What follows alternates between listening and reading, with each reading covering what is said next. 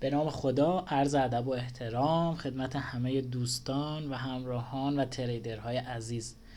امیدوارم هر جای این دنیا باشید حالتون خوب و دلتون خوش باشه. قبل از اینکه بحث رو شروع بکنم میخواستم یه تشکر کنم از بچه های گل کردستان. حالا تمام دوستانم از اقصانقاط ایران، ولی من فکر نمی کردم اینقدر دوستان کردمون توی کار ترید باشن و لذت بردم واقعا. خیلی از بچه های کرد زبان، بچه های کردستان و حالا جاهای دیگه سقز، بانه، سنندج که پیام دادن، خیلی ازتون ممنونم.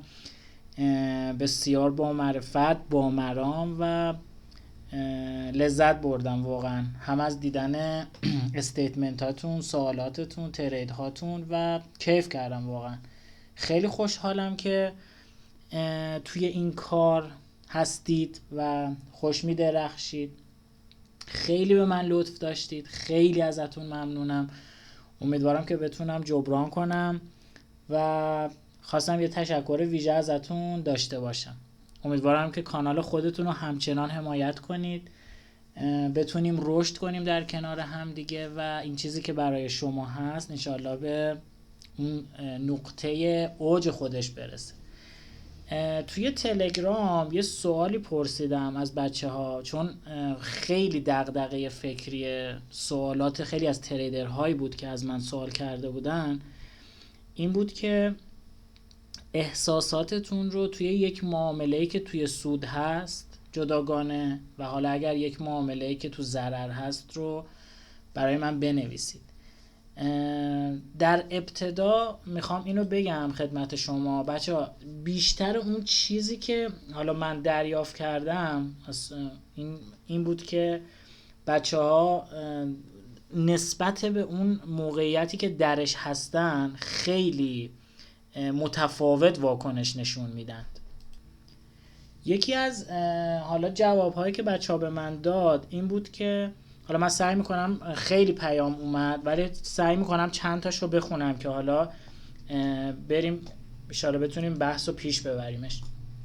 یکیش این که یکی از دوستای خوبمون میگه وقتی معامله میره توی سود مغزم آروم میشه، هیجان سود رو ندارم، آرامش عدم ضرر رو دارم بیشتر و حالا نمیدونم این خوبه یا بده. یکی دیگه از دوستامون گفته که وقتی معاملم توی سود هست معمولا تا تیپی میخوره میخوام ببندم، حتی اگر بدونم قرار تیپیش بیشتر بشه. وقتی تو ضررم هست خودمو سرزنش میکنم و خدا میکنم که برگرده توی سود. احساسی که خب حالا اکثر ماها داریم نسبت به این قضیه. یکی دیگه از دوستامون گفته برای موقعی که معامله در سود هست با هر بار خلاف سود من حرکت میکنه میترسم و دستم میره روی موس که ببندم. باز در جهت تحلیل من میره دوباره دست نگه میدارم، یعنی با تک تک کندلا من احساساتی میشم و میترسم یا ببندم یا نه. دوچار شک میشم نکنه سودی که داده رو از دست بدم. این فکر که میاد توی ذهنم به محض اومدنش میبندم. میترسم و هنوز به اون ثباتی که میخواستم نرسیدم.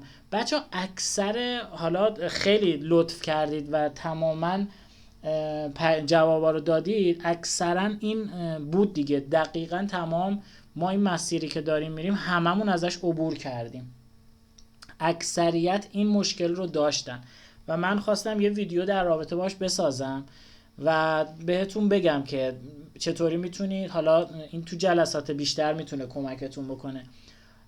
این آخرین معامله‌ایه که حالا من دوشنبه داشتم، یعنی ابتدای هفته، و یک معامله‌ام که امروز. اول از همه بازم میگم تک چارت بودن خیلی میتونه کمک بکنه به ما و روی اون تمرکز ما خیلی تاثیر داره. دومی مطلب اینه که اگر بتونید خیلی کم ترید بکنید سود بیشتری رو میگیرید. این یه مقداری زمان بره که آدم متوجهش بشه، ولی واقعا یکی از جملات طلایی و درستیه که توی مارکت ازش دارن همه تریدرهای موفق استفاده میکنن. دوشنبه معامله‌ای که حالا من داشتم، این معامله و روی این حساب، همونطور که میدونید من چند تا حساب دارم کار میکنم، میخوام اینو بهتون بگم، حتما ژورنال نویسی رو به 1 سال برسونید دوستان. 1 سال که باشه اون تمام اون مشکلات شما حل میشه. و ژورنالی رو هم که مینویسی درسته به صورت یک معامله باید بررسی بشه، اما حتما این رو هم لحاظ کنید داخلش. به طور مثال ماه دسامبر چه اتفاقی افتاد، آیا من باید توش ترید میکردم نمیکردم، سیستم من آیا جواب میده این رو یا جواب نمیده و چه اتفاقاتی توی این ماه افتاده. سال آینده وقتی بهش رسیدید یه نقشه راه از این موضوع دارید. من خب حالا چون خودم داشتم این قضیه رو و حالا به قول گفتنی بوده، برخلاف نظر خیلی از تریدرها که میگن آقا ماه دسامبر حجما دستکاری میشه، 4 تا اسپردا بالاست، فلان ترید نکنید و غیره، من کار خودم رو انجام میدم، سیستمم جواب داده همیشه بهم و تونستم قوانین رو توش رعایت و اجرا بکنم. و یکی دیگه از سوالهایی هم که خیلی پرسیده شد این بود که آقا مثلا من 10 هفته 15 هفته اومدم فوروارد تست گرفتم، الان اومدم حساب پراپ خریدم ولی نمیتونم ترید بکنم چون میترسم و اون حسه انگاری هنوز با هم هست. یه نکته خیلی مهمی که اینجا هست اینه که اصلا مهم نیست که شما کی شروع بکنید. بعضی از دوستان ممکنه مثلا بگه آقا من ماه دسامبر حساب خریدم، خب این میذارم برای برج مثلا 1 ژانویه ترید بکنم. نه این نیست. یا مثلا طرف میگه آقا من 3 شنبه حساب خریدم، 4 شنبه حساب خریدم، صبر میکنم 2 شنبه بشه.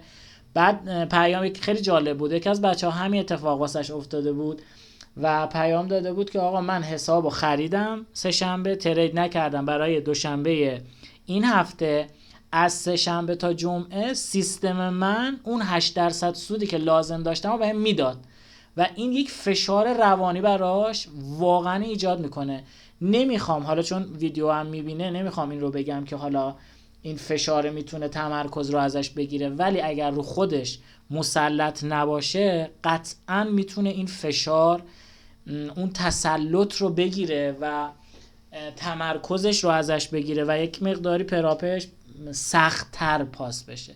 اصلا اینطوری نیست دوستان. شما هر زمانی که سوار بر سیستمتون استراتژیتون بودید میتونید هر زمان، من خودم اینطوری هم دیگه، یعنی ممکنه مثلا الان سودم 3 شنبه واریز بشه، 4 شنبه بیام یه دونه پراپ بخرم و 4 شنبه که پراپو میخرم از همون 4 شنبه ستاپم تشکیل بشه معامله میکنم. اصلا نمیگم اول ماه آخر ماه فلان، چون اون حساب استارتش توی اون روز خورده و اصلا فرقی نمیکنه برای شما. خب مسئله‌ای که خیلی مهمه و شما باید اولویتش بدید و به تاریخ و روز و اینکه تو چه مثلا مقطعی شروع بکنید، این مسئله است که شما چه میزان سوار بر استراتژیتون هستید، چقدر تسلط دارید بر اجرای قوانین. آیا شما میتونید توی ماه دسامبر با این حجم از معامله ترید بکنید؟ بله من قبول دارم که توی دسامبر ترید کردن کار هر کسی نیست و یک مقداری حرفه‌ای بودن رو میطلبه، ولی وقتی شما به قوانینت سوار باشی هیچ وقت این اتفاق نخواهد افتاد. بچه نکته‌ای میخوام بگم، بریم شروع کنیم این بحث رو. ما یه تارگت احساسی داریم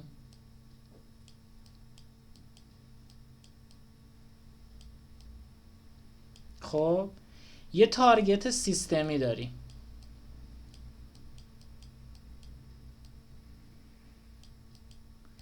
این تارگت احساسیه چی میگه؟ ببین این تارگت احساسیه دقیقاً همون مشکلیه که اکثر تریدرها دارن. معامله باز میشه مثل اینجا. اصلا بچه کاری به این نداریم که چرا این معامله باز شده، کجا باز شده، با چه چیزی، فقط میخوایم بهش نگاه کنیم و به این بپردازیم. بعد از اینکه معامله اوپن شده قیمت یه پایینی داده و بعد حرکت کرده در جهت سود برای ما. اینجا چه اتفاقی میفته؟ اینجا وقتی معامله در جهت میره امید میاد، آرزوها، آقا پراپم پاس شد، یه دونه معامله دیگه نیاز دارم، اگر این پاس بشه چه اتفاقی میفته. این آرزوها توی ذهن شما شکل میگیره، احساس قدرت میکنید. آقا من چقدر تحلیلم خوبه، چقدر سیستمم خوبه، چقدر استراتژیم خوبه، توی دسامبر دارم همچی معامله میزنم و با این سرعت داره تارگتم تاچ میشه. بعد از اون احساس قدرته یه احساس غروری بهتون دست میده. بعد از مارکت توقع ایجاد میکنید برای خودتون که آقا دیگه این شد، من ابر تریدرم، سیستمم فوق العاده است، من خیلی خوب میتونم سود بکنم و خوشحال میشید. یعنی یه خوشحالی و یه شعف خیلی خاصی در اون تریدر به وجود میاد دیگه، چون داره به سمت سود میره دیگه، درسته؟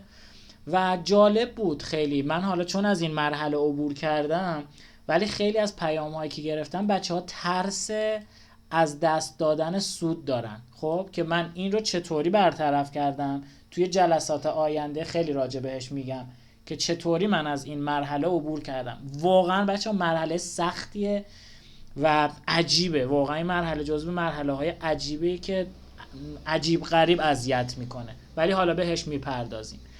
پس وقتی که معامله من اینجا باز شد، یعنی وقتی من اینجا یک اوپن معامله دارم، معامله من که باز میشه و در جهت اون دلخواه من حرکت میکنه، به سمت سود حرکت میکنه، امید و آرزو و قدرت و ترس و غرور و توقع و خوشحالی در من داره ایجاد میشه.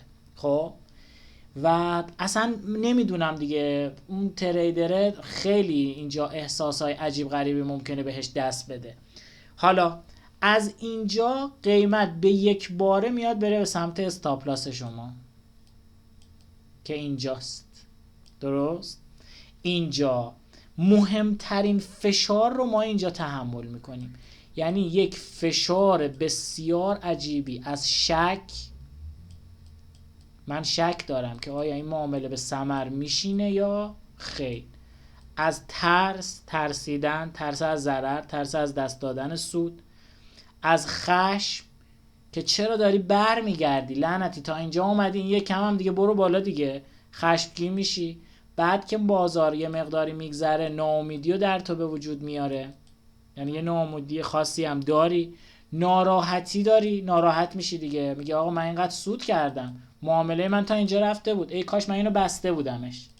خب بذارید من این رو هم بندازم. ببین طرف میگه آقا من معاملم تا 1-2 رفت، ای کاش که من این رو بسته بودم که نیاد استاپ لاسم زده بشه. شروع میکنه به خودش بد و بیراه گفتن، ناامید میشه، خشم داره، دلخور میشه، بی‌حوصله است. اصلا یه اوضاعی برای تریدر پیش میاد که همه چیز از دستش در میره. به این حالت ما میگیم مغز فریز میشه، یعنی مغز تریدر اینجا دیگه فریز میشه. هیچ، فقط تریدر همه چیزش دست احساساتشه دیگه، اینجا اصلا عقلی در کار نیست که بخواد کمکتون بکنه. حالا یه موقعیتی هم پیش میاد، بازار میاد چند ساعت رنج میشه. ببین اینجا اونایی که میشینن پای چارت انقدر فشار روشون زیاده امونشون میبره، یعنی اصلا میگه آقا دیگه من کلن نمیخوام این معامله رو، فقط این معامله بیاد بره بشینه توی حالا یر به یرم، من اینو میبندمش، اصلا نخواستیم سودش هم نخواستیم. اینجا خیلی از معامله گرا خارج میشن از معامله. خب دوباره اینجا وقتی که معامله حرکت میکنه، اونایی که موندن مجددا یه احساسات درشون شعله ور میشه، امید و آرزو و به خودشون این بار احساس غرور بیشتری دارن. چرا؟ چون میگه من این رنج رو اینجا تحملش کردم، هم رنج مارکت رو تحمل کرد، هم رنج این وسط رو، فشار و شک و ترس و خشم و ناامیدی و همه چیز رو تحمل کرده. میگه آخ جون معاملم رفت توی سود مجددا. اینجا مرحله ایه که اگر یک کندل خلاف جهت بزنه دست و پای تریدر شل میشه و کارهایی میکنه خارج از سیستمش، اوور ترید میکنه، ریسک فری انجام میده، از معامله خارج میشه، نصف معاملهشو میبنده، اصلا بعدن وقتی که معامله بسته میشه شب میاد این رو ژورنال بکنه که تریدر حرفه‌ای این کار رو انجام میده که ژورنال جزو مهمترین اون مباحث هست. چه اتفاقی میفته اینجا؟ میاد میبینه آقا اصلا چرا من این کارا رو کردم؟ این کی بوده نشسته بوده پشت چارت؟ اصلا من نبودم، اصلا من این کار از دست من بر نمی اومده. خب و چه اتفاقی افتاده؟ اینقدر روش فشار بوده توی اون لحظه مارکت که هر کدوم از این کندل ها، چون تو تایم فریم 1 دقیقه است، 1 دقیقه زمان میبرده که بستشه. پس 1 دقیقه این فشار داره بیشتر میشه. از اینجایی که مغز فریز شده و تو مجددا دوباره امیدوار شده بودی، خوش رقصی مارکت شروع میشه برای تو. اینجا بازارساز میاد تمام اون چیزی که نیازه رو اینجا به دست میاره. اینجا معامله گرانی که اوورترید میکنن، اونایی که بای زده بودن اینجا بسته بودن شروع میکنن سل زدن. اونایی که توی معاملاتشون بودن شاید اوورترید کنن و مجدد بای بزنن. کسایی که مونده بودن تا اون بالا سری روی 1 به 1 میبندن. یه سری از بچه‌ها ریسک فری میکنن و ذهنشون این ریسک فری رو نمیپذیره، خلاف جهت میزنن و دیگه ببین اون چیزهایی که در ذهن خودت الان داری بهش فکر میکنی و تجربهش رو داری اینجا داره شکل میگیره. خب و چیزی که داره اینجا شکل میگیره اون سدیه که نمیگذاره تو پیشرفت بکنی، چه توی حساب پراپت چه تو حساب شخصیت. یعنی اگر ما بیایم ریشه یابی بکنیم، ریشه اون اینجاست، توی این قضیه است. خب اینجا تارگت احساسی ما فعال شده، یعنی ممکنه ریسک فری کرده باشیم، ممکنه 1 به 1 خارج شده باشیم و هیچ کدوم از اینها جزو تارگت سیستمی ما نبوده. فقط اون احساسات سوار ما شده و اصلا جوری داره از ما کار میکشه و امون ما رو بریده که ما نمیدونیم داریم چی کار میکنیم. اصلا فقط میخوایم این معامله تمام شه و این فشار تمام بشه و ما ازش بیایم بیرون. حالا اینجا دیگه لپتاپا خاموش میبنده میره بیرون. شب میاد میبینه ای دل غافل، تارگت سیستمیش خورد. حالا رفته بیرون، ذهنش آرومتر شده، یک مقداری اون فشاره از روش برداشته شده، تونسته یک مقدار آرامشش رو به دست بیاره. میاد این صحنه رو میبینه. این دیگه اون باریه که پراپ رو دوش شما میذاره. چرا میگم پراپ؟ چون پراپ واقعا فشار خیلی زیادی داره. حالا این قضیه اینجا تموم نمیشه، میاد جورنالش میکنه، 1001 حرف اینجا بیان زده میشه، به خودش بیان میشه. خب که آقا چرا این کارو کردم؟ اگه صبر کرده بودم الان 1 به 10 بود، 1 به 20 بود، 1 به 7 بود، 1 به 4 بود، گرفته بودم سودم رو دیگه، برای چی من این کارو کردم؟ ببین اینجا دقیقاً اون مسائلی توی ذهن شما به وجود میاد که تارگت سیستمی و احساسی رو درک میکنید. چرا؟ چون از زیر اون فشاره اومدی بیرون. میگن معما حل شود آسان شود، دیگه الان اینجا تارگت خورده. ببینید بچه ها، من چطوری از زیر این فشار خودم رو میکشم بیرون؟ من قوانینی برای خودم نوشتم، یعنی کلن استراتژی من شامل 2 بخشه. من یه استراتژی دارم که بخش اولش پلن تریده، بخش دومش سیستمه. خود این بخش سیستم به 5 بخش تقسیم میشه که هر کدوم از این بخش ها یه سری قوانین و قواعد و تبصره ها دارن. چرا این قواعد و قوانین رو من گذاشتم؟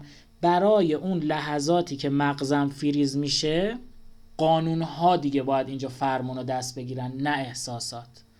من زمانی سودده شدم، زمانی تونستم از پراپ ها برداشت بزنم، زمانی تونستم پراپ ها رو پاس بکنم که این مرحله رو رد کردم. این یه مرحله بسیار بسیار سخته و رد شدن ازش نیاز به تمرین خیلی زیاد، تجربه خیلی بالا داره و یک قانون مشخص. ببین زمانی که همه چیز از دست تو در میره و تو کنترلی روش نداری، فقط و فقط یک چیز میتونه کمکت کنه، قوانینت. خب اگر تو مشخص کردی، مثل من که حالا مشخص میکنم 1/3 شد مارکت معاملت، باید ریسک فریت رو انجام بدی. اگر ریسک فری انجام ندادی و استاپ لاس شد، تموم کارت دیگه، بدونی اصلا حسابت از دست رفته است. پس از اون دومینوی اولی که میچینی تا آخری باید یه دست باشه. یه دونه از این قوانین به هم بخوره، تمام اون دومینوها میریزه. دقیقاً این کار مثل چیدن این دومینوها هستش. پس این رو من به شما میگم، برای اینکه این مسئله رو بتونید حلش بکنید، از این رنج و فشار بیاید بیرون، سعی کنید اون اوایل ستم فورگت کنید معاملاتتون رو. خب اگر معاملاتتون ستم فورگت بشه، نتیجه شما رو شگفت زده میکنه. یعنی این راهیه که شما رو رستگار میکنه. چیزی دارم بهتون میگم که رستگار بشید، چون من خودم دقیقاً این مسیر رو اومدم، از معاملاتی استفاده کردم ستم فورگت، بعد می اومدم می دیدم که اگر پای چارت بودم، منم اینجا با مغز فریز شده هزاران کار ممکن بود انجام بدم. و چی کار میکردم؟ ستم فورگت میکردم. بچه ها اونایی که پراب کار میکنن که هیچی، اصلا باید سیستمشون، اون حسابشون فقط روی سیستم باشه، اصلا نباید رو گوشی داشته باشن اکانت. اونایی هم که حسابای ریل برای خودشون دارن و دارن روی حسابهای شخصی خودشون کار میکنن، این متا تریدر لعنتی گوشی تو پاکش کن، اصلا نذار همراهت باشه. ببین من خودم شخصا چندین بار این رو تجربه کردم که مثلا می اومدم سیستم رو خاموش می کردم که دست نزنم، بعد می اومدم گوشی رو در می آوردم، با گوشی شروع می کردم اون کارهایی که نباید بکنم رو انجامش بدم. خب پس اینجا چه اتفاقی میفته؟ اینجا دقیقاً فقط مکان تو عوض شده. پس از روی گوشید متا تریدرت رو پاک کن، معاملاتت رو ستم فورگت کن. خیلی سخته میدونم، شاید زمان خیلی زیادی ازت بگیره، ولی تنها راهش اینه، دنبال مسیر معجزه آوری نباشید. خب این کار رو اگر انجام بدید، میتونید این رو کم کم حس بکنید که اگر من معاملاتم دستکاری نشه، خب سود میتونم بکنم. دومین راهکار اینه که از تارگت های ثابت استفاده کنید. یعنی سیستمت رو بیا بررسی کن، ببین مثلا وین سیستم چنده، با چه تارگتی میتونی سودده بشی. مثلا من با تارگت ثابت 4، حتی اگر معامله بیاد 1/3 بشه ریسک فری میشه، یعنی نمیبندم معامله رو. خیلی وقتا شده پیام هایی که توی گروه میذارم، بچه‌ها میان دایرکت لطف دارن میگن آقا این معامله ها رو حیف و میل نکن، ببندشون. ببین من طبق اون 1400-500 تا تریدی که داشتم و ژورنال هایی که نوشتم، به این نتیجه رسیدم که ما باید پیروی سیستم و استراتژیمون باشیم. یعنی حرف آخر رو استراتژی باید به ما بزنه، نه این ذهن من، مغز فریز شده من. پس من دیدم اگر برایندم رو بذارم روی تارگت ثابت 1/4، در آخر ماه میتونم یه پولی برداشت کنم. ولی اگه نه، یه بار بیام 1/3 بگیرم، یه بار 1/1، یه بار ریسک فری، یه بار 1/2، نه، این حساب از دستم رفته. یعنی مباحث رو میخوام حالا کم کم ببرم به سمت پراب و راه های پاس کردنش. اینو بگم قبلش که من 10 تا پراب فیل کردم، تمام مدارکش هست، یکی یکی به شما نشون میدم اینا رو، پراب هایی که فیل کردم رو، تا رسیدم به این مرحله که الان حساب میگیرم، پاس میکنم. و حالا امیدوارم که بتونم کم کم اون چیزی که توی ذهنم هست رو بیان کنم، حمایت شما رو داشته باشم که بتونم این مسیر رو ادامه بدم و کمک کنم شما هم انشالله بتونید اون مباحث مهم این مسیر رو یاد بگیرید. پس اگر بخوایم یه جمع بندی بکنیم، تارگت احساسی داریم و یه تارگت سیستمی. وقتی معامله ما باز میشه تا وقتی که حرفه‌ای نیستیم، این رقص کندل ها، امید و آرزو و فشار و خشم و ناراحتی و رنج و همه چی برای شما به همراه داره. اگر اومدی توی سیستمت، توی مسیرش و گذاشتی حرف آخر رو سیستمت بزنه و قوانینت، دیگه این خوش رقصی کندل ها اذیتت نمیکنه. تو یه سری قانون داری، یه تارگت داری، میگی آقا یا استاپ لاس یا تارگت، یا ریسک فری میشه یا تموم میشه معاملم، استاپ میشه یا تارگت میشه، فرقی نداره برای من. چرا؟ به خاطر اینکه من اصل اول مارکت رو یاد گرفتم. اصل اول مارکت چی میگه؟ میگه اصل عدم قطعیت. هیچ چیزی قطعیت نداره. یعنی شما بیا، من همین سیستمی که الان دارم باهاش کار میکنم و شخصا 2 دستی بهت میدم با برنامه روزانم، بهت قول میدم نمیتونی ازش سود بگیری. میدونی؟ چون اصلا به این نیست. روانشناسی همچنان بسیار معتقدم روش که خیلی مهمه و ما هم انشاءالله حرفه‌ای‌تر جلسات آینده میریم جلو و بهش میپردازیم. بچه این معاملاتی که توش گیر افتادین اینطوری توش و اینقدر پیام دادیم الان امروز با هم دیگه و کمک کردید به من که این پیام ها رو بخونم و این متن ها رو آماده کنم، این قضیه به راحتی حل نمیشه. یعنی فکر نکنید که مثلا 100 تا ترید زدم 150 تا زدم حل نشد. شاید برای شما 500 تا ترید طول بکشه، شاید برای ذهنیت من 1000 تا بوده، برای ذهنیت تو 500 تا تریده. پس ناامید نشو، به مسیرت ادامه بده و به این فکر کن که اگر بشه چی میشه. ببین اون 99% رو بی خیالش. خب شاید تو یه ذهنیتی اصلا الان داری که پیش خودت میگه آقا 99% نمیشه. اون 99%ی که نمیشه رو تو الان داری زندگی میکنی. پول نداری، رفتی قرض کردی، حساب خریدی، اوضاع مالیت به هم ریخته است، افکارت پیچیده است، قسط داری، قرض داری، نمیدونم داری به سختی پول در میاری، دلار شده 120 تومن و همچنان دلار داره همینطوری میره بالا، فشار روی تو بیشتر میشه و همه اینها میخواد تو رو اذیت بکنه. خب اما به نظر شخص من اگر از یک مجموعه از قوانین بیای پیروی بکنی، میتونی این فشار رو کنترل شده حل و فصلش بکنی. خب نمیخوام ویدیو بیشتر از این طولانی بشه. انشالله یه جلسه دیگه در رابطه با این میذاریم و مسیرمون رو انشالله پرقدرت ادامه میدیم. امیدوارم که لطفتون همچنان به من پایدار باشه و دوست دارم که اگر دوستی آشنایی کسی دارید تو زمینه ترید و میدونید این صحبت ها کمکش میکنه، کانال خودتون رو بهش معرفی کنید. شبتون خوش، امیدوارم که روزگار خوبی داشته باشید. خدا نگهدار.